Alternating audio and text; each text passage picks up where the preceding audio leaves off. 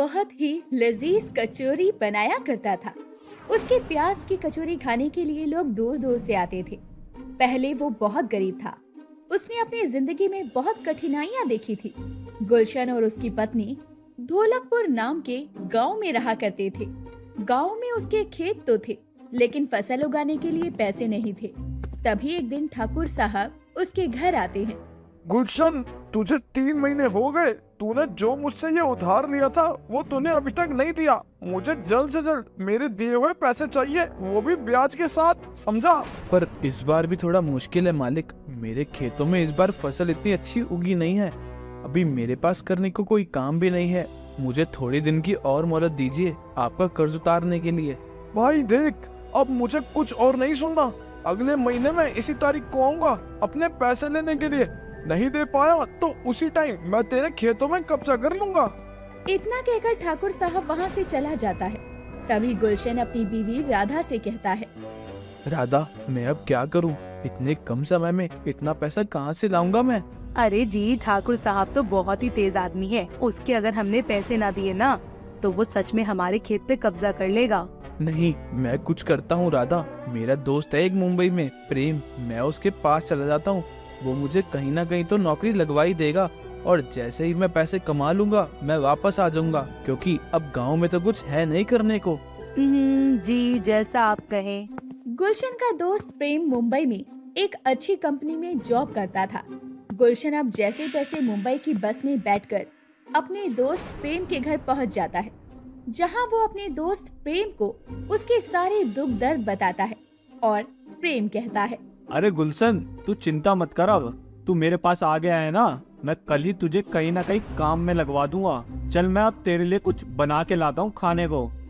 अरे नहीं प्रेम, तू काम से थक के आया है और आज तुझे मैं अपने गांव वाली स्पेशल प्याज कचौरी खिलाता हूँ, वो भी आलू की सब्जी के साथ। क्या प्याज कचौरी? सच में यार, मैं तुझे बता नहीं सकता कि मैं तेरे हाथ की प्याज कचौरी कितनी मिस कर रहा था। शुक्रिया भाई, तू आज प्याज कचौरी खिलाकर दिल खुश कर देगा। हाँ भाई। प्रेम उसे प्याज कचौरी बनाने का सारा सामान दे देता है और गुलशन प्याज कचौरी बनाकर प्रेम को देता है। प्रेम उसे खाकर कहता है, अरे गुलशन, क्या स्वाद आलू की सब्जी और ये प्याज कचौरी है, मजा ही आ गया। तू एक काम क्यों नहीं करता? तू अगर मुंबई में अपनी ये प्याज कचौरी बेचे तो तेरी अच्छी कमाई हो जाएगी। तेरे हाथ की प्याज कचौरी खा के लोग दीवाने हो जाएंगे, दीवाने। लेकिन ठेला लगाने के लिए तो पैसों की जरूरत पड़ेगी ना, और मेरे पास तो।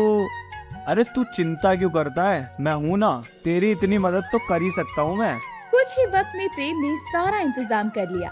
वो गुलशन को मुंबई के बाजार में एक ठेला लगवाकर दे देता है और गुलशन वहाँ प्याज कचौरी बेचना शुरू कर देता है। लेकिन शुरुआत में उसके पास ग्राहक कम आते थे, लेकिन जो भी आता उसकी प्याज कचौरी की तारीफ करके जाया करता था। अरे वाह, मजा ही आ गया। कितनी अच्छी प्याज कचौरी बनाई है, चटपटी आलू की सब्जी। अरे वाह वाह, मजा ही आ गया। यार गुलशन भाई, तुम्हारे इस प्याज कचौड़ी का तो कोई जवाब ही नहीं है। गुलशन को ये सुनकर बहुत अच्छा लगता है और अब धीरे धीरे उसके ठेले पर लोगों की भीड़ लगने लगती है और उसका काम अच्छा चलने लगता है। लेकिन वो अकेले सब संभाल नहीं पा रहा था, इसीलिए वो प्रेम से बात करता है। अरे प्रेम सुनो, मुझे तुमसे एक जरूरी बात करनी थी। हाँ बोलो गुलशन, क्या बात है? सब ठीक तो है ना? वो प्रेम यार, आजकल मेरे ठेले पे बहुत भीड़ आने लगी है और मैं सबको प्याज कचौरी नहीं खिला पाता। तो क्या तू किसी को जानता है जो मेरी मदद कर सके? अरे मैं तुझे कुछ बताने वाला था कि मेरी जॉब चली गई है और मैं भी काम ही ढूंढ रहा था, तो अब मैं ही तेरी मदद कर दिया करूँगा प्याज कचौरी बनाने में। बोल, तुझे मंजूर है? अरे हाँ भाई, ये भी कोई पूछने वाली बात है। अब गुलशन और प्रेम मिलकर अपनी पूरी सब्जी के ठेले को चलाते थे और गुलशन अपने किराए के पैसे भी भिजवा देता है। धीरे धीरे उनकी प्याज कचौरी की बिक्री और बढ़ने लगती है, तो प्रेम एक छोटा सा ढाबा किराए पर ले लेता है। सब कुछ बढ़िया चल रहा था। एक दिन एक ग्राहक उसके पास आता है। अरे गुलशन भैया, सच में यार तुम्हारे हाथों में जादू है। यार मजा आ गया प्याज कचौरी खा के। मेरे बच्चे तो तुम्हारे फैन हो गए हैं। प्रेम को उसकी ये बात अच्छी नहीं लगती कि जो ग्राहक आता वो सिर्फ गुलशन की तारीफ करता। तभी वो खुद से बोलता है, यार मैं भी तो आलू की सब्जी बनाता हूँ और गुलशन बस प्याज कचौरी बनाता है। फिर भी लोग गुलशन की ही तारीफ करते हैं। मुझे सब गुलशन का नौकर समझते हैं, जबकि मैं ही गुलशन को यहाँ तक लाया हूँ। तो नीचे भी मैं ही गिराऊंगा और पूरे ढाबे का मालिक अकेला बन जाऊंगा।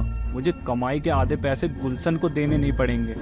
प्रेम के मन में अब लालच आ जाता है और जब अगली सुबह गुलशन आलू की सब्जी बना रहा होता है तो वो उसमें लाल मिर्च ज्यादा डाल देता है और खुद से कहता है, आज देख गुलशन, जो लोग तेरी तारीफें करते हैं ना, कैसे थूकेंगे तेरे ऊपर। आज देखता जा बेटा तू। प्रेम जैसे ही आलू की सब्जी उठाकर दुकान पर रख रहा होता है, उसके हाथ से सारी सब्जी गिर जाती है और उसका हाथ जल जाता है। अरे प्रेम, तू ठीक तो है? अरे तूने सब्जी कैसे गिरा दी भाई? तेरा तो हाथ भी जल गया है। अरे यार, वो सब्जी ज्यादा गर्म हो गई थी, शायद मेरे हाथ जलने लग गए थे तो मेरे हाथ से छूट गई।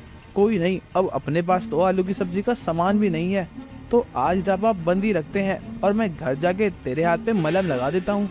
अगले दिन फिर प्रेम कचौरी के आटे में इनो मिला देता है, जिससे आटा फूल जाता है। गुलशन जैसे ही कचौरी बनाने लगता है तो कहता है, अरे यार, ये आटा मुझे कुछ खराब सा लग रहा है प्रेम। भाई यार, कचौरी तो तली नहीं रही। नहीं यार, मुझे तो सही लग रहा है। देख, एक दो बार और देख। ना भाई, ये आटा तो फूल गया, इससे अब कचौरी नहीं बनेगी। अब हम एक काम करते हैं, आज कचौरी की जगह चावल बना लेते हैं। अबे यार, ये क्या हो रहा है? मेरी सारी सोच खराब क्यों जा रही है? हाँ भाई, तुझे जो ठीक लगता है तू वो कर। अब गुलशन फटाफट चावल बना लेता है। तभी एक ग्राहक आता है और कहता है, सुनो गुलशन भैया, एक प्लेट प्याज कचौरी लगा दो। माफ कीजिए भैया, वो आज आलू की सब्जी के साथ प्याज कचौरी नहीं है, तो बताओ चावल दे दूं उसके साथ? हाँ भैया, दे दो, जो भी है, बड़ी भूख लगी है और आपके हाथ का कुछ भी खा लो, मजा ही आता है। जी धन्यवाद भैया, हम अभी देते हैं। गुलशन फटाफट से आलू की सब्जी और चावल उस आदमी को दे देता है और वो आदमी भी आलू की सब्जी चावल खाकर उसका दीवाना ही हो जाता है। गुलशन भैया, तुम कमाल हो, सच में तुम्हारी तरक्की तुम्हारे हाथों में है और वही चीज है जो तुम्हें यहाँ तक लाई है। जी शुक्रिया, लेकिन मेरी तरक्की का असली हकदार मेरा दोस्त प्रेम है। अगर ये ना होता तो मैं कहीं भीख मांग रहा होता, इसी ने मुझे यहाँ तक पहुँचाया है। गुलशन की बातें सुनकर प्रेम को अपनी गलती का पछतावा होता है कि वो बेचारा गुलशन उसे